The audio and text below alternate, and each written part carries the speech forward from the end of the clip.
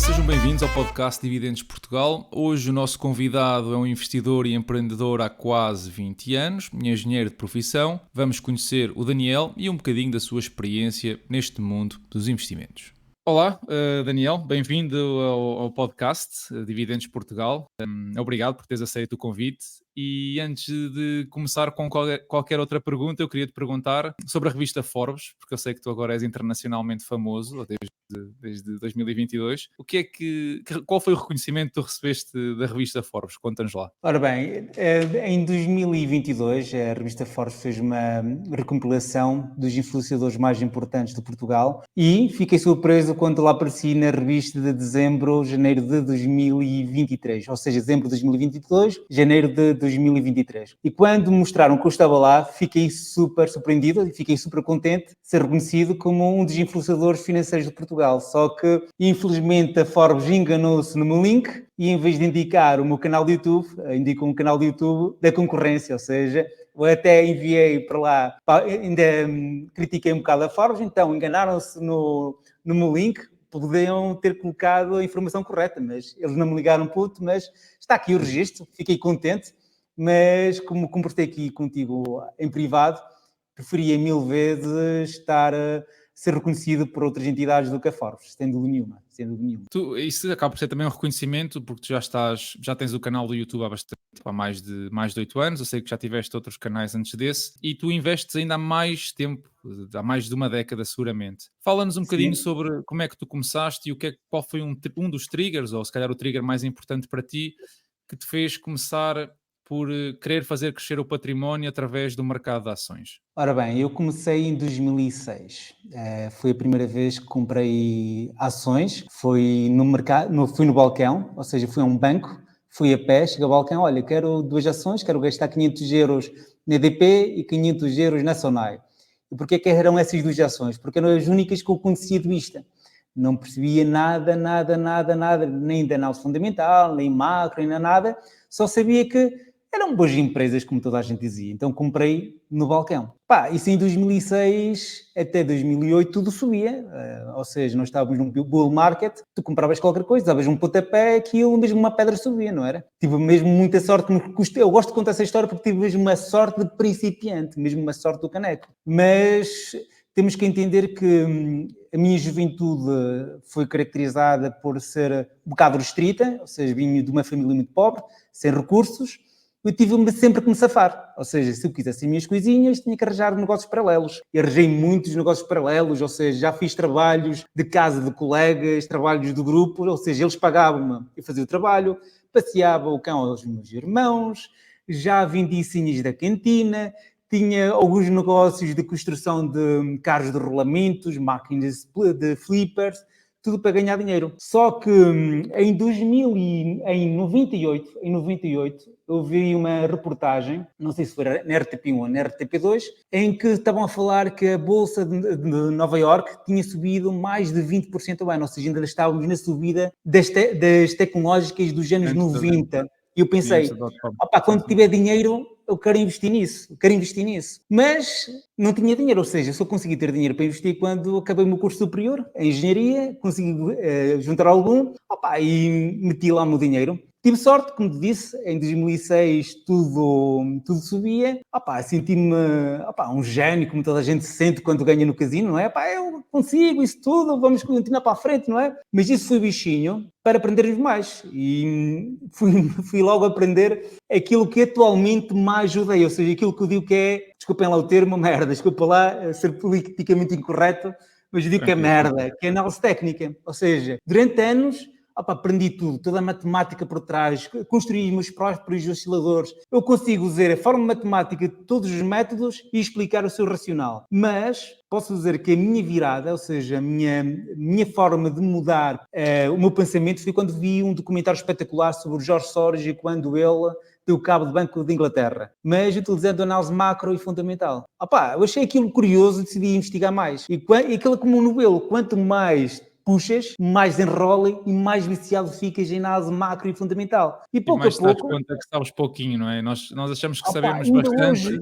Ainda hoje, ou seja, comparadamente eu, analisando o Daniel de há um ano atrás, sei muito mais do que o Daniel de um ano atrás. Mas eu tenho certeza que daqui a um ano, o Daniel daqui a um ano sabe muito mais do que o Daniel de hoje. Ou seja, estamos sempre a aprender. E é isso que é o truque. Temos que entender que nós não sabemos tudo, há gente que sabe mais e devemos aprender com eles. E o meu objetivo sempre é aprender mais e mais e mais e mais, porque quanto mais aprendes, mais ferramentas tens para conseguir sobreviver, porque eu acho que é outro dos segredos do mercado, é sobreviver e não propriamente de ganhar. É outro clichê que eu tenho, ou seja, nós temos que sobreviver, porque se sobrevivermos nos bear markets, quando tudo subir, tu dás um pontapé, tudo sobe e ganhas, pá. Ou seja, tu tens que se manter vivo. Certo. Como é que foi, por falar em sobreviver, como é que foi a tua experiência à queda de 2008? Tu começaste a investir imediatamente antes? Tive sorte. Porquê que tive sorte? Porque, como te disse, comecei a aprender análise técnica e uma das técnicas que se aprende é o stop loss. Ou seja, eu perdia, mas ia perdendo devagarinho. Só que aquela curiosidade de aprender mais fez-me aprender outras técnicas, ou seja, técnicas de posicionamento, técnicas de gestão. Fui também, apanhei uma altura que estava na moda o trading automático, por isso decidi também aprender tudo o que podia aprender sobre o trading automático, e a partir daí a parte de gestão automática e cálculo de posição e dimensionamento também foi outro game changer, ou seja, é aquilo que eu digo que um dos meus segredos é ter várias bases, ou seja, base macro de análise, mas base operativa de operação, mas cálculo de risco, que também é muito importante, porque o risco é aquilo que te permite sobreviver, ou seja, ter um plano e sobreviveres, ou seja, o que quer dizer que tens que definir que a tua perda máxima. E é das poucas coisas que a análise técnica dizia que ainda conseguia segurar, além da suporte de resistências que tem alguma base estatística por trás. O resto, foi tudo para o caixote de lixo e nem quero saber. Tu achas que o que está a acontecer agora, nós podemos viver uma situação idêntica nos próximos tempos? Nós temos visto agora nestas últimas semanas uma queda significativa, não é? Nos índices. Tu achas que 2%, isso é significativo? começa a ser uma diferença em relação àquilo que tinha a ser a tendência anterior? Tu achas que é um início de uma correção assim mais forte? Ou seja, Assim, está na altura de estabelecer as stop losses ou qual é a tua opinião? agora vou-vos fazer pensar ao contrário. O que estás a falar é sobre os índices norte-americanos. Standard & Poor's, até um bocado o DAX, que é um bocado comparável, o Nikkei 225 também é comparável, ou seja, se tu metesses o Standard & Poor's 500, o DAX 30 e o Nikkei na mesma moeda, e se puderes, mete esse gráfico, vais ver que são quase exatamente iguais. Mas essas são as maiores empresas. Tu vires a economia real, ou seja, empresas de commodities, industriais, isso tudo, está nas lonas, desde a subida de taxas de juros, que algumas querem mais 60%. Basta olhar, por exemplo, para as redes. Ou seja, o que quero dizer com isso é o seguinte: as pessoas estão a olhar para os índices tecnológicos, mas a economia real já está a pressionar as ações industriais, commodities, já há muito tempo. Ou seja, essa caída de 2% das tecnológicas até pode ser uma rotação setorial, porque o maior dano já foi assimilado pela Main Street, ou seja, pela economia real, pelas empresas reais. Basta ver o que é que está a acontecer aos resultados empresariais, por exemplo, da McDonald's, que teve que colocar o semana de $5, Starbucks, vais à Nike, vês que há uma caída de vendas no low cost. Ou seja, o que estás a ver é que as pessoas não têm dinheiro na carteira. Essa caída que tu vês é só às tecnológicas. E porque as tecnológicas foram beneficiadas pelo quê?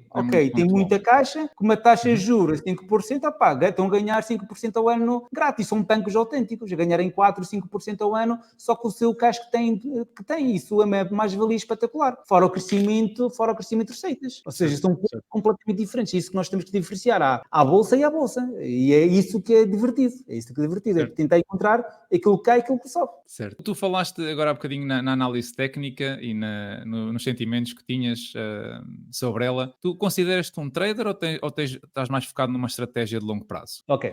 Boa pergunta, e vou-te responder. Vou-te fazer uma pergunta, que é o seguinte. Conheces o Ray Dalio? Sim.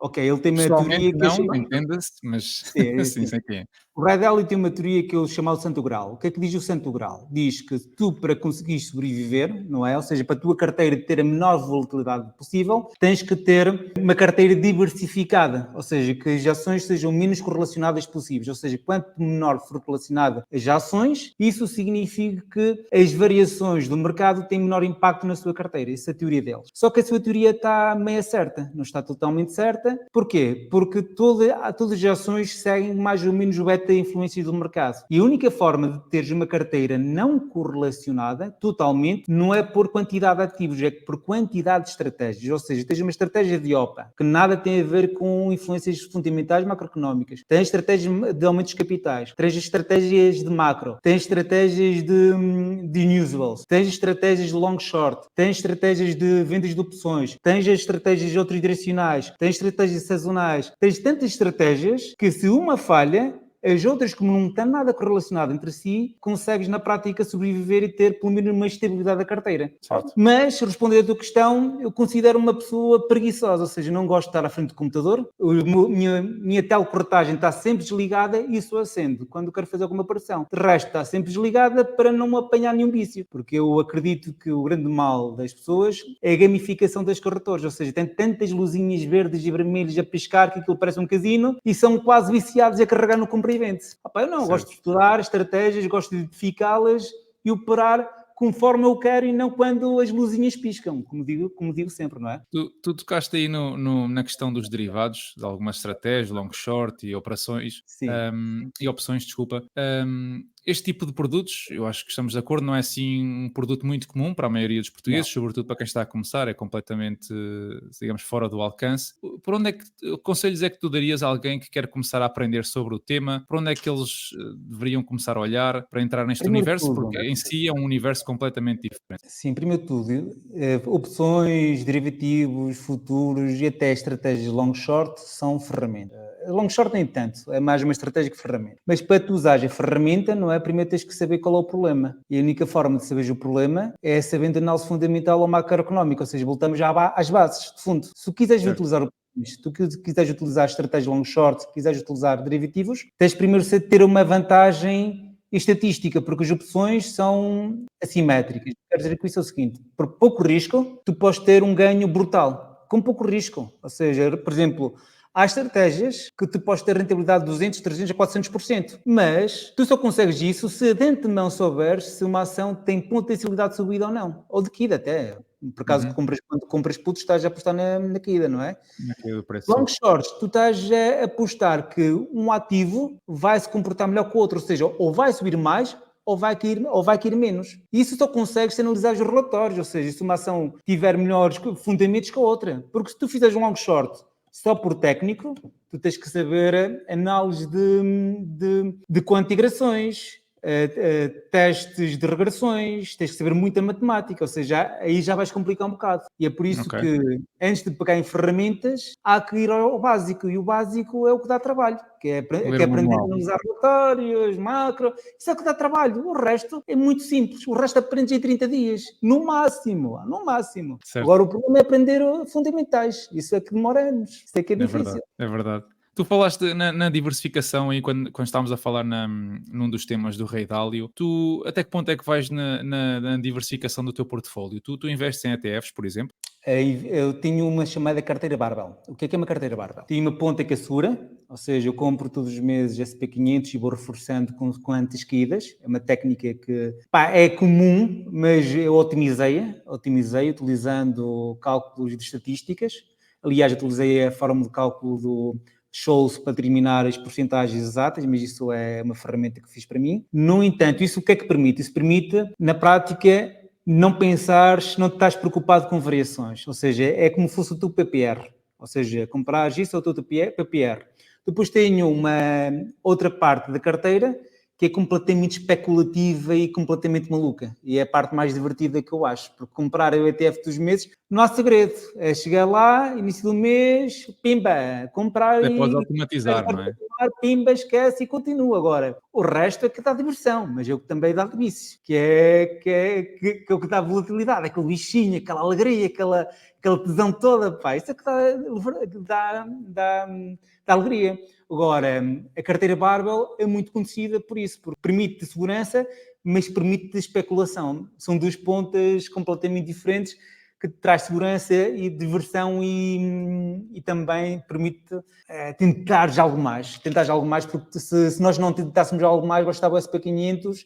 E é o que vai acontecer às minhas filhas. As minhas filhas tenho certeza absoluta que não querem saber nada de análise fundamental nem de ações. O que é que lhes ensino? Minhas filhas, um SP500 todos os meses e o resto segue com a tua vida. Não te preocupes mais com a bolsa. É o que eu digo sempre. Nessa parte da tua carteira especulativa, tens espaço para ações portuguesas? São as que dizes que trazem alegria? Claro que sim, claro que sim. Olha, as ações portuguesas são acíclicas como o caneco e são tão fáceis que até partem o meu carrinho de ser tão fáceis. Olha, por exemplo, banca, BCP, é tão fácil essa ação. Tens que entender como é que ganha... Primeiro de tudo, tens que entender como é que ganha dinheiro a ação. Uma ação bancária comercial ganha dinheiro com o quê? Com margens financeiras derivadas aos empréstimos. Quanto mais os juros, as margens financeiras crescem e o lucro das ações bancárias sobem. No entanto, quando os juros caem, as suas margens financeiras comprimem e os seus lucros caem. Depois temos uma segunda ponta que é os chamados non-performing loans, ou seja, o crédito mal parado. Aquela parte que lhe dá prejuízos ao setorial bancário. Se tu souberes a tendência dos non-performing loans e souberes a tendência dos juros, sabes a tendência da ação. Tão simples quanto isso. E não é preciso saber muitos fundamentais. Claramente que vais ver se há gato. E normalmente há gato, porque eles gostam de mentir muito. Sobretudo na parte de trocar os impostos e manobrar, são ratos do caneco. Ou seja, nunca confiando nas ações bancárias, não é? Mas pelo menos sabes a tendência, não é? Certo. Depois tens outras também muito, muito cíclicas, como a Galp, ciclo do petróleo, é um relógio. Tu sabes o ciclo do petróleo, quando é que são as compras, quando é a parte da refinação, a época da alta de consumo de gasolina, tu consegues determinar a sazonalidade do petróleo, ou seja, super fácil. A Altri e Navigator são um bocado mais difíceis porque dependem do preço da pasta de papel, mas o problema é que o preço da pasta de papel é negociado em mercado OTC, ou seja, de balcão, não sabes de antemão dia a dia variação, tens que andar com suposições de consumo de pulpa papel na China, como é que estão as encomendas, como é que estão as exportações, para induzir qualquer coisa, e é por isso que mais vale, isso é só uma opinião, se não nenhuma recomendação, é largar Altri e Navigators quando a pasta de papel está nos máximos e voltá-las a comprar quando está nos mínimos históricos. E depois tens outras interessantes, por exemplo, tens a Jerónimo Martins, essa aí é um bocado mais complicada, mas atualmente está a ser muito influenciada por causa da dívida bancária, por causa dos juros, está muito correlacionada, atualmente nessa época está correlacionada, no passado estava correlacionado com a inflação, ou seja, é uma ação que muda muito consoante a sua especificidade. E depois tens outras, também são fáceis de analisar, como por exemplo a nós, que basta ver múltiplos, basta ver... porque é uma ação que não cresce, está no mercado canibalizador, concorrencial, por isso já sabes como é que é a recorrência das suas receitas, por isso já sabes mais ou menos como é que é. Depois tens outras que também são divertidas, como a REN, sobretudo a DP Renováveis, que derivam os seus ganhos do preço da energia marginal. Ou seja, tens ações portuguesas super divertidas, e o melhor de tudo, por serem pequenas, são mais voláteis do que ações estrangeiras e podem subir mais, mas também podem cair mais. Ou seja, é uma... Tu tens de saber se cortas para cima ou se pegas no gume, não é? É verdade. Tens de saber como é que pegas na faca. Agora o resto do trabalho é teu, não é? Certo. Nós estamos a falar agora há bocadinho da questão da rotação de setores e agora voltando um bocadinho outra vez para o mercado dos Estados Unidos. Com este capital a fugir das grandes tecnológicas, que tinham sido um dos drivers principais desta subida, pelo menos nos últimos meses, tu achas ou consideras algum setor uma boa oportunidade? Obviamente assim, não são recomendações de investimento, mas tu vês assim algum refúgio? Nós temos que entender o porquê da rotação. E o porquê da rotação não é porque alguém se lembrou que as ações tecnológicas estão muito caras. Isso não existe, porque senão olhávamos para uma Costco, que acho que uma maravilha de uma ação, olham para os múltiplos e acham que está cara, não é? Acham que está cara, mas continua a crescer, não é? Nós temos que entender o porquê, o grande porquê das outras ações não terem sofrido entrada de capital. E tem a ver com custos, sobretudo as ações de Russell, que são mais pequenas, têm maior dificuldade em encontrar crédito barato. Ou seja, tu tiveste uma temporada de 2011 a 2022 com os juros a zero. Nos Estados Unidos, na Europa, foi a partir de 2015 até 2022, e eles habituaram-se a quê? Aumentar a dívida, isso fez com que pudessem crescer, Mas juros altos, o que acontece aos custos financeiros? Aumentam, as empresas, muitas delas entram em prejuízo. Aliás, podemos ver uma estatística interessante que mais de 40% das empresas cotadas na Bolsa de Valores têm perdas, ou seja, não são rentáveis as empresas, tudo derivado por um aumento dos custos de financiamento. E se tu dizes que há uma probabilidade de, a partir de setembro, de haver um início de uma queda de juros nos Estados Unidos, porque na Europa já começou, no Canadá já começou e hoje tivemos também a notícia do Banco do Canadá, voltou outra vez a baixar a taxa de juros, o que é um bom sinal, o BCE, Banco do Canadá. Tu intuis o seguinte, ok, então nós vamos entrar numa nova descida de taxa de juros, não até zero, mas pelo menos até 2,5%, onde se pensa que seja a taxa terminal. Isso permite o quê? Um aliviar do quê? Dos custos financeiros das empresas. Mais dinheirinho, menos custos, elas sobem. É por isso, quando nós tivemos os dados de inflação na semana passada, o que é que tu vias? Tu vias tudo que fosse rates, que está pilhado, está cheio de dívida, a subir de uma forma brutal. Vias o Russell subir de uma forma brutal. Porquê? Porque o mercado esperava o quê? Ok, os juros vão cair, as margens de lucro vão subir por causa que os custos de financiamento vão cair, o rollover vai ficar um bocado melhor, o rollover da dívida, ou seja, elas sobem. Essa rotação setorial não tem nada a ver por causa da performance das tecnológicas, mas sim por perspectivas das small caps, das REITs, das cíclicas. Ou seja, é algo, temos que pensar ao contrário, temos que pensar não porque elas vão cair, as tecnológicas estão caras, mas porque as outras se calhar vão se comportar um bocadinho melhor. E o mercado quer qual é o objetivo dos fundos? Quer ultrapassar o SP500. E os SP500 são tecnológicas, para onde elas vão? Para as pequenas. Ou seja, eu se fosse gestor de um fundo, pensava assim, dessa forma, para ficar bem na imagem. Tu tens alguma opinião assim polémica, alguma coisa que contrarie o senso comum ou que seja claramente uma opinião contra a corrente que queiras partilhar aqui? Opa, eu tenho tantas teorias da constipação que eu acho que é o meu dia a dia. Eu só me tinha que lembrar de uma, que eu tenho tantas, pá.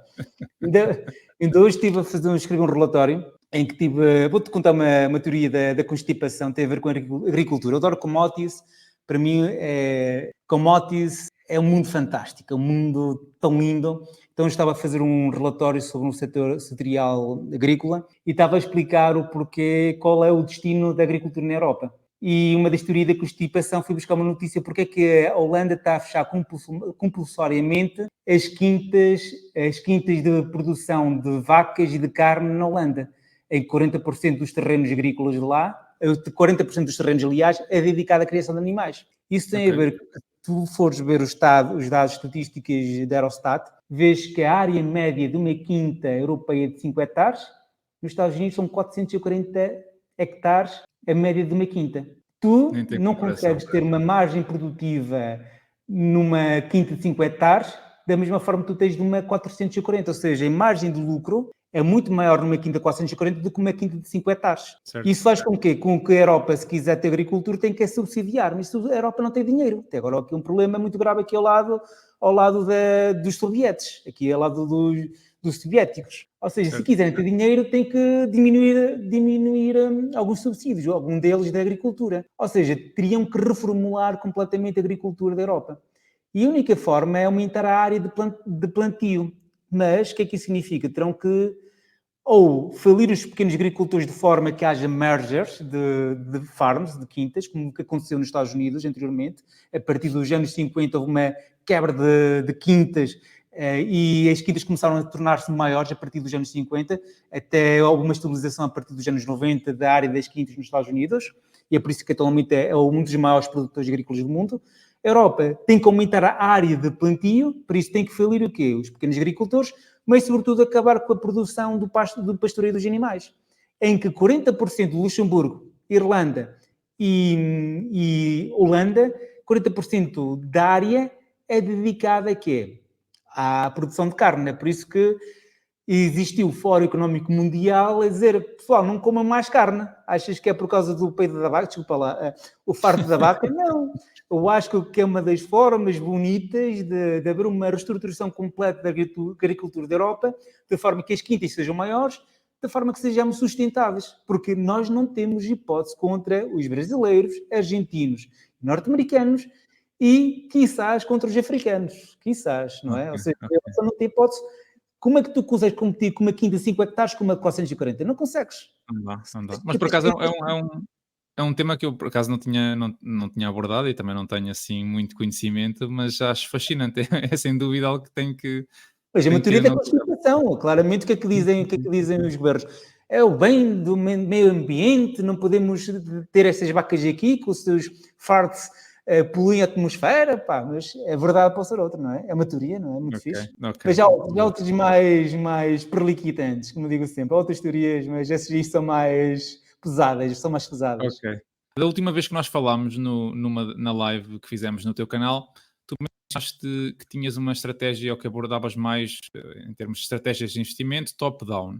Tu queres Sim. ou podes explicar-nos um bocadinho em que é que consiste, para quem não conhece? Ok, vou ser polémico outra vez. Vou ser outra vez polémico. Ou seja, já dá para um corte. Já dá para um corte. Eu acredito, o que é a análise top-down? Tens a análise bottom-up e a análise top-down. A análise bottom-up significa que primeiro tu analisas os fundamentais da empresa, faz depois a análise das empresas concorrentes, faz depois sobes para o setorial, depois sobes para a economia. Eu faço o contrário. Ou seja, primeiro analiso a parte macroeconómica, depois passo para os setoriais, depois dos setoriais vou para o conjunto de empresas é que vou para o fundamental interno da empresa, ou seja, é o contrário. E qual é a minha afirmação polémica? A macro manda, os fundamentos seguem. Os fundamentos representam aquilo que a macro manda. Por exemplo, te mando outra vez o caso da banca. Se os juros movem, então o que é que se os juros caem, então, e se as margens financeiras com isso caem, o que é que vai acontecer aos fundamentais das empresas bancárias? Vão cair. O que é que está a se adiantar em primeiro lugar? A macro ou os fundamentos? É a macro. Outro exemplo, faz de conta que os preços da agricultura sobem. Ok. O que é que vai acontecer às empresas como a ADIR, como a CNHI, como as empresas japonesas, Atush, ou como chamam, já me esqueci o nome? Se o preço das commodities sobem, as margens crescem, o investidor ou o agricultor pode investir mais em maquinaria e há maiores vendas. Os fundamentos representar alguma coisa, o que é que influenciou nos fundamentos da empresa? A boa gestão? Não. Foram condicionantes exteriores. Ou seja, eu gosto de uma frase do Warren Buffett que diz o seguinte: eu gosto de empresas tão simples, tão fáceis de serem comandadas, que até um idiota pode geri-las, porque mais tarde ou mais cedo um idiota vai fazê-lo. Ou seja, eu Pois. gosto de análise. Isso, tu só consegues isso se entenderes a parte macro, porque a partir daí é ao contrário. Agora há uns pontos entre aspas, não é tudo. Não é tudo. Por exemplo, a macro não se aplica à meta. Porquê? Porque tens um cabeçorras do caneco, desculpem lá essa palavra, o Mark Zuckerberg, que é um dos maiores gestores que eu vi na minha vida, pá.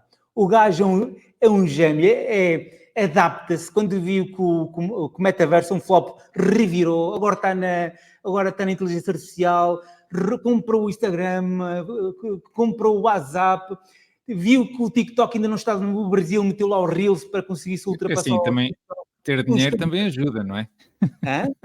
Ter cash flow também ajuda, podes dar-te ao luxo de falhar uma ou duas vezes. Se a empresa Sim, se mas é fossem apostas como, vitais. é como, como o Jeff Bezos diz: existem dois caminhos, a porta rápida e a porta lenta. A porta rápida é aquela que nós podemos errar muitas vezes e podemos voltar para trás.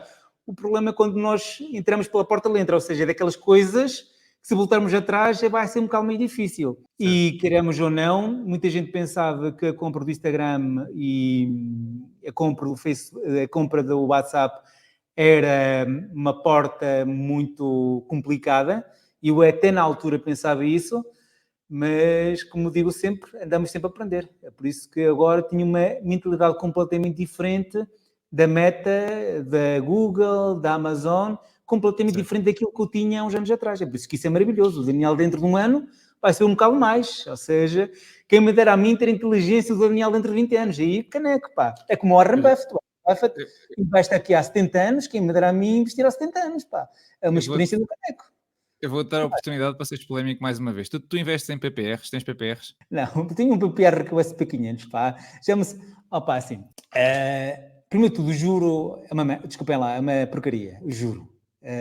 O juro é uma porcaria, não é? Porquê que eu vou pagar um juro muito baixinho, ainda por cima abaixo da taxa do fund rate da Alemanha? Que, opá, o PPR, o certificado de aforro, está protegido pelo governo português. Pessoal, em 2014, nós chegamos a ter juros da dívida portuguesa a 14%. Portugal ia falir, caneco. Portugal ia falir em 2014. Era 2014? Não. Um bocadinho antes. 2011 a 2012, por aí na altura. 2011, 2012, que eu lembro-me perfeitamente dessa altura, porque eu até tive uma reunião com colegas meus que são investidores de obrigações e eles esfregavam as mãos. Epá, obrigação do Estado a 14%.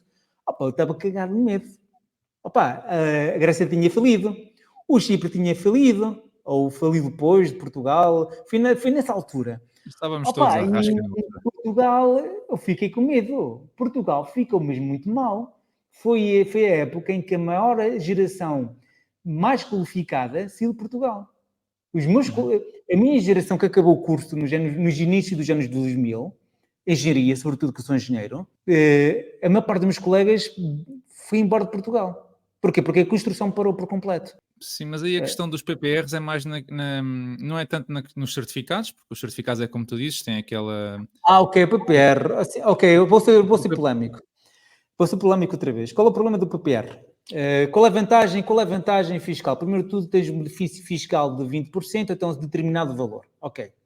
Determinado valor significa que até 400 euros, depois 200, depois, dependendo da tua idade, o teu benefício fiscal sim. vai caindo. É verdade que tu podes abater a prestação do teu PPR passado 5 anos. Ou seja, mas isso significa que esses 20% que tu tiveste de dedução fiscal, se tu fizeres de uma forma, ver qual é a taxa efetiva anual, é uma taxa de rentabilidade de imposto de 3%. 3% numa taxa de juros de zero, ok, tudo bem. Agora, 3% numa taxa de juros a 4, já não é ok. Ou seja, o que é que significa? O PPR tem que ser cíclico, se nós olharmos unicamente para os benefícios fiscais. Agora, para a rentabilidade deles. Qual é o grande problema aqui dos PPRs? É que quando um gestor de um PPR tem mais restrições de gestão do que um gestor de um fundo privado. Ou seja, tem que comprar X ativos obrigatoriamente, não pode investir tudo o que quer, tem um tamanho máximo de posição, está tão rígido nas tomadas de suas posições, que dificilmente consegue bater o próprio índice SP500. E se tu fores ver os fundos mútuos, que é algo muito parecido ao que os PPRs vendem, mais de 90% deles não conseguiram bater o SP500. Ou seja, voltamos à tecla de sempre. Porque um PPR que te dá uma rentabilidade de impostos inferior à taxa de juros, atual, ou seja, e ainda por cima, infelizmente, os gestores não têm aquela liberdade que poderiam ter para ter um bocado mais de xixinha, ok? Qual é outro problema? São as taxas de manutenção, que te vão comendo a rentabilidade, ou seja, não é como o SP500 esteja uma taxa de 0,07%. Por exemplo, o ETF, tu pagas muitas vezes 1%, outras vezes 2%, dependendo do PPR.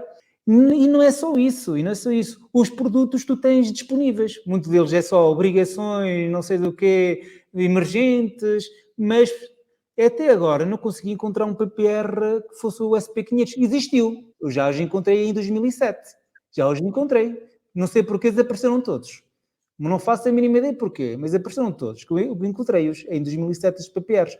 Mas pior ainda, faz de conta que és um gajo que pagas IRS e não recebes. Não te esqueças que dedução do teu IRS tu pagas. Primeiro tudo, se tu não pagares IRS, não podes deduzir. Ou seja, um PPR não vais aproveitar para a dedução fiscal. Percebes?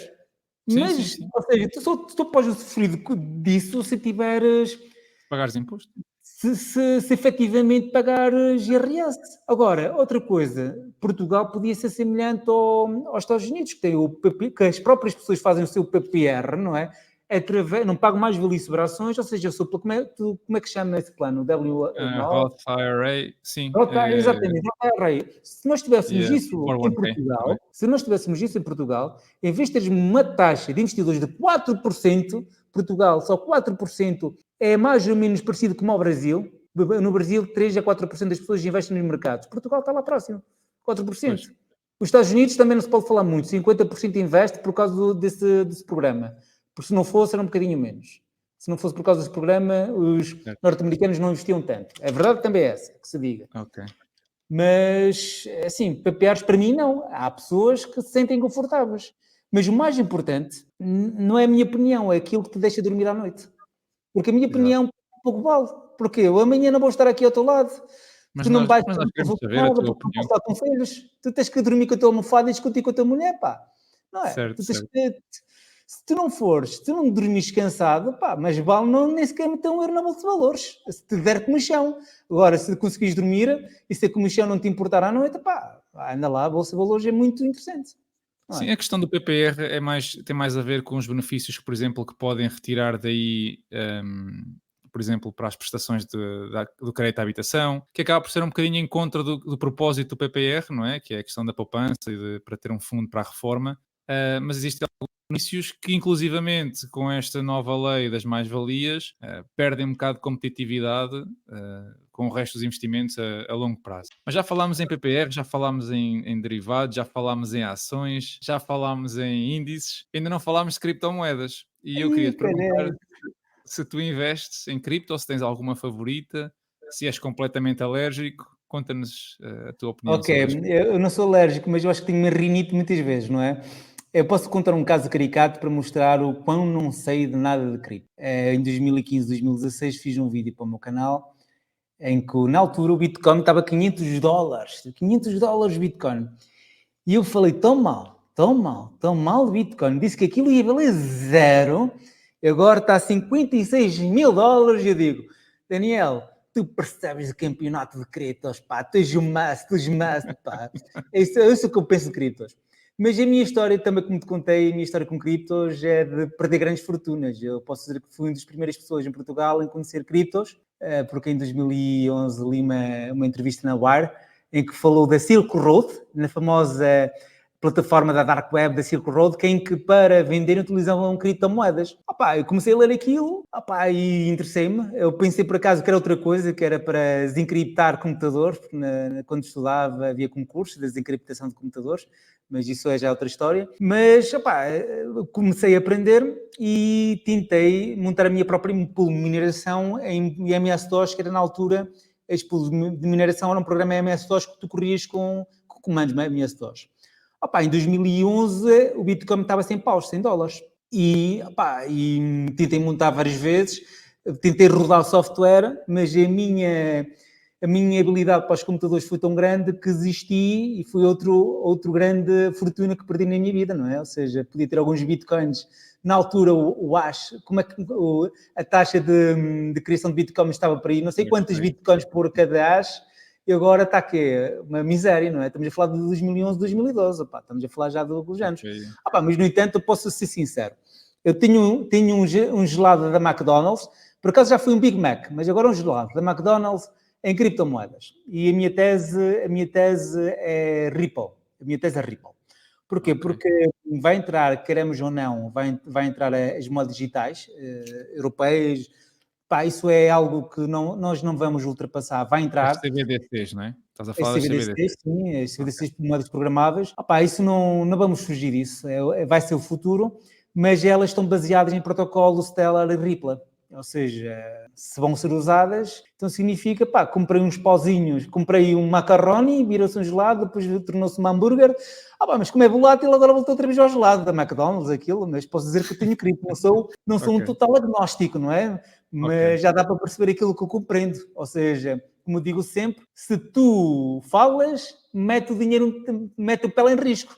Mas eu não tinha lá a minha pele, tinha lá uma meia, estás a ver? Essa meia se queima, essa é uma meia, depois tinha outras na gaveta, não é? Então simples. Tu tens alguns vídeos a falar de onde vais ao detalhe, a falar sobre corretoras, custos, comissões, de tipo de mercados onde operam. Tu tens alguma corretora preferida e uma que definitivamente não recomendes?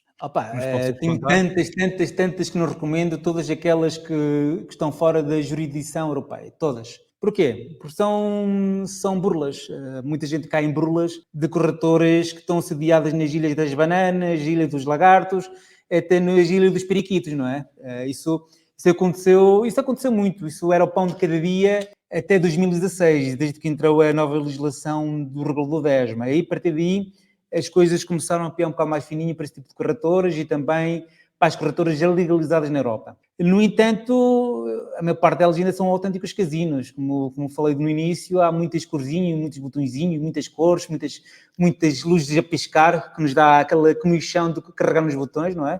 São esse tipo de corretores que eu não gosto muito, porque a melhor corretora que há é aquela que está sempre desligada, que só a abres só para comprar e vender e depois ligas e nunca mais te lembras dela.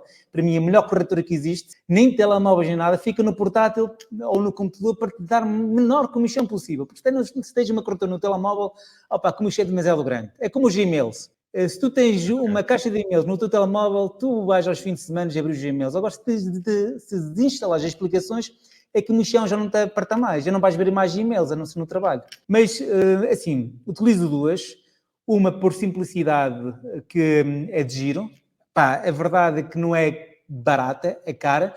No entanto, para ações portuguesas tem corretagens muito interessantes para ações portuguesas. Agora, o do resto, Interactive Brokers, não há dúvidas. O resto estão na quinta liga ou na liga distrital. A Interactive Brokers está na Fórmula Indy, porque a Fórmula 1 são as mesas de negociação da Goldman Sachs, da UBS, entre outras. Estas são a primeira liga, que eu não tinha acesso. Depois já a Liga Indy, para aqueles semi-profissionais que até gostam de velocidade e gostam de conduzir algo um bocado mais rápido, tens a Interactive Brokers. Depois tens a Fórmula Kart, que é de giro. Depois tens a terceira divisão, que são aqueles carrinhos de rolamentos, mas que não andam porque falam de rolamentos. São as restantes corretoras, Okay. Mas eu entendo o modelo de negócio, já eu posso não ter dinheiro nessas corretoras para investir, mas eu era capaz de ser acionista, porque o modelo de negócio, é um casino do Caneco, é espetacular. E a casa sempre ganha, ou seja, há que diferenciar. Eu sou um especulador, sou um investidor, mas como utilizador, não gosto de andar de rolamentos. Rolamentos era quando era criança, agora que sou um bocado mais graúdo, gosto de conduzir carros mais sofisticados, como digo sempre, não é? Okay. Mas compreendo que muita gente tem aversão a Interactive Brokers porque não é fácil trabalhar nela. A verdade é que não é fácil. De giro é muito fácil e prática e até barato em ações portuguesas. No entanto, cada vez mais está a ficar mais cara e mais tarde ou mais cedo vai ter que ser comprada, porque não tem hipótese nenhuma contra as book shops da vida, contra os casinos da vida. Não tem hipótese. As low cost. Não tem hipótese.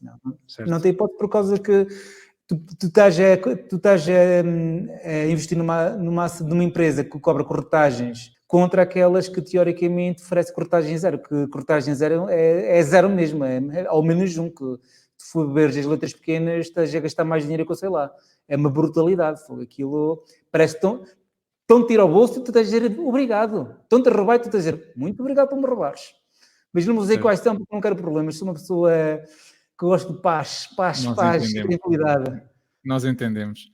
Olha, nós já falámos sobre o Daniel, o investidor, e agora queria falar sobre o Daniel, o autor, porque tu és o autor de 2 livros, não é? O Método dos Ricos e o Para de Perder Dinheiro. Sim. Conta-nos um bocadinho sobre o processo que te levou a tomar a iniciativa de escrever esses 2 livros. Ok, se calhar vou começar pelo último e depois vou para o primeiro. O último foi o Método dos Ricos. Há uns anos atrás, em 2021, em 2021 apanhei um susto do caneco. Como a partir dos 40 temos que fazer exames, não é? Eu fui fazer exame a um sítio que vocês cá sabem, e a médica não percebia nada do assunto, meteu-me medo. E eu pensei, vou morrer. 5 anos de vida que me resta. A primeira coisa que pensei não foi em mim, foi nas minhas filhas. Pensei, ok, liquido a empresa que eu tenho, vendo os ativos todos, elas ficam com dinheiro, não lhes vai faltar dinheiro, mas também ficam com a casa paga. Mas lembrei-me da educação. E agora? Como é que as vou educar? Pensei em tudo, fazer vídeos, tipo, cada vez que elas fizessem anos, tipo, um vídeo de parabéns, olá, minha filha, tipo, cada vez que fizessem anos, receberem um vídeo do seu pai falecido, certo. Não é? Como pus uma memória. Mas pensei, vou escrever um livro, sei que elas não vão investir na Bolsa de Valores, por isso quero que elas empreendam, quero que elas sejam independentemente financeiras, porque a Bolsa, pensei logo, raparigas não vão querer investir na Bolsa. É estatisticamente. Eu olho para as estatísticas e vi, certo. Não, Bolsa elas não vão aprender. Por isso algo um bocado mais prático. Seja como criar networking, como poupar, como negociar, como pensar em negócios, o que é que deve pensar nos ciclos económicos, comprar os ETFs, ou seja, o método DCA, o meu método que inventei, expliquei tudo sobre ETFs e criar planos. Como criar planos. Mas tudo com histórias agradáveis.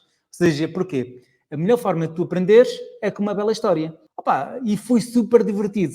Só que passado um mês, recebi os exames, opa, e eu chorei de alegria, pá, estou vivo, caraças, foi que susto, eu maldiçoei o raio da médica que me fez a ecografia, pá, uma abençoei, ai caraças, pá, andei uns dias, pá, mesmo em crise baixo. Olhei para o Google, qual era a média de esperança de vida de cancro e o caneca, pá, fiquei com essa merda.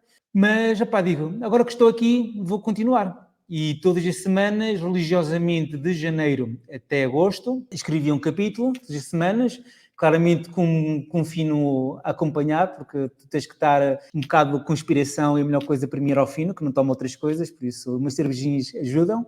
E consegui acabar em agosto de 2022, Entretanto, como sabia que queria algo um bocado bem feito, então contratei revisores, contratei português, que o meu português é ótimo, como estás a ver, não é? O meu português é de Camões, até o próprio Camões saía, cada vez que me ouve, sai de sair do caixão e quer-me matar, é por isso que não me aproximo muito à tumba do lindo de Camões. Tive que contratar pessoas para tornar o livro lível, com uma leitura execuível a pessoas que não sejam transmontanas, porque o transmontano é uma linguagem difícil, não é? Sim. Consegui ter as cópias impressas, negociei tudo com todas as pessoas, inclusive com gráficas, imprimi tudo em janeiro. Faltava uma página web. A página web só acaba em outubro de 2023, foi quando, em 5 de outubro de 2023, a página está pronta e lancei o livro. Esse último. O primeiro livro, que não é bem o primeiro, porque eu adoro escrever, embora tenha uma escrita muito má, eu adoro escrever, já foi algo um bocado mais pensado porque eu queria escrever um livro. E porque não Bolsa de Valores. Então, eu terminei o livro em 2014, claro que fiz alguns upgrades pelo caminho, mas meti-o publiquei em 2016, o Par Perder Dinheiro, onde ensinei algumas técnicas de gestão, de dimensionamento, a minha técnica especial de corrida de dimensionamento variável, tamanho e posição, como calcular tudo, mas compreendo que fui feito, mas não perfeito. As pessoas que que gostam de português, elas ficam horrorizadas pelo meu português, é verdade, não está bem escrito em português, as imagens também não, mas a xixinha está lá toda. E quem conseguir aproveitar a xixinha, até vídeos fiz para explicar o passo a passo, porque entendi. Se as pessoas não estão a entender o meu português, deixam-me fazer vídeos. E fiz vídeos, e por acaso tem sido uma leitura para as pessoas que gostam de bolsa, tem adorado. Para as pessoas que estão a começar do início e que queriam um português de Camões, está a ser sofrível, Mais não é? complicado. Eu digo-lhes sempre, olha, se tiveres uma lareira, se calhar é mais útil no inverno quente para ter que ser com o teu namorado, qualquer coisa assim. Faço sincero, não é? Mas se gostares mesmo de bolsa, vai-te dar um jeito à sua caneca porque tens lá coisas que não vais encontrar mais lá nenhum. Isso não. Certo. Porque foram desenvolvidas por mim.